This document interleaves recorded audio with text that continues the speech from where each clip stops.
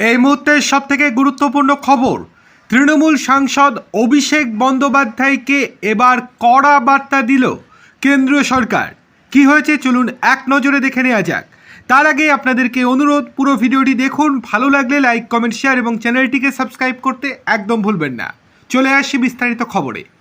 পেট্রোলে 20% ethanol বা E20 petrol নিয়ে গত কিছুদিন ধরে সোশ্যাল মিডিয়া বা সংবাদ মাধ্যমে বিভিন্ন ধরনের জল্পনা ও বিতর্ক তৈরি হয়েছিল।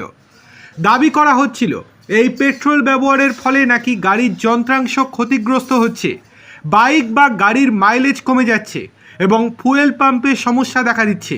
এবার এই বিষয় নিয়ে লোকসভায় সরব হয়েছিলেন ডায়মন্ড হারবারের তৃণমূল সাংসদ অভিষেক বন্দ্যোপাধ্যায়।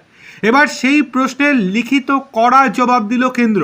লোকসভায় কেন্দ্র পেট্রোলিয়াম ও প্রাকৃতিক গ্যাস মন্ত্রকের কাছে অভিষেকের প্রশ্ন ছিল, E20 পেট্রোল ব্যবহারের ফলে গাড়ির মাইলেজ কমা, ইঞ্জিনের ক্ষতি, জ্বালানি ব্যবস্থার গণ্ডগোল কিংবা ওয়ারেন্টি না পাওয়ার অভিযোগ নিয়ে রাজ্যভিত্তিক বা গাড়িভিত্তিক কোনো তথ্য সরকারের কাছে এসেছে কিনা।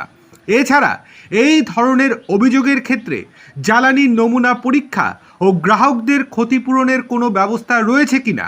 6ই আগস্ট লোকসভায় এই প্রশ্নের লিখিত জবাব দেন পেট্রোলিয়াম ও প্রাকৃতিক গ্যাস মন্ত্রকের প্রতিমন্ত্রী সুরেশ গোপী।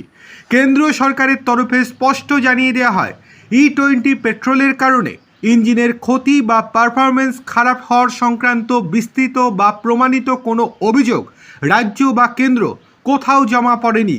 এই সংক্রান্ত রাজ্যভিত্তিক বা বিভাগভিত্তিক অভিযোগের পরিসংখ্যান সম্পূর্ণ শূন্য বা নীল।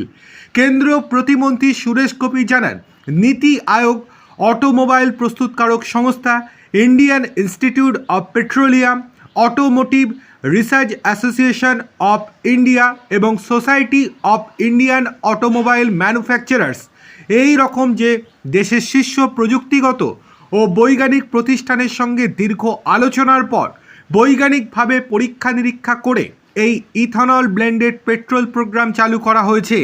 ফালতু অপবাদ দেওয়ার কোনো রকম চেষ্টা করবেন না। আপনাদের বিরোধীদের কাজই হচ্ছে সরকার যখন কোনো কিছু করতে চায় তখন আপনারা বাধা দেন, কিন্তু এটা তো উচিত নয়। আপনারা বাধা দিয়ে কোনো লাভই হবে না। সুতরাং আপনি প্রশ্ন করেছেন, সেই প্রশ্নের উত্তর আমি আপনাকে পরিষ্কারভাবে জানিয়ে দিলাম।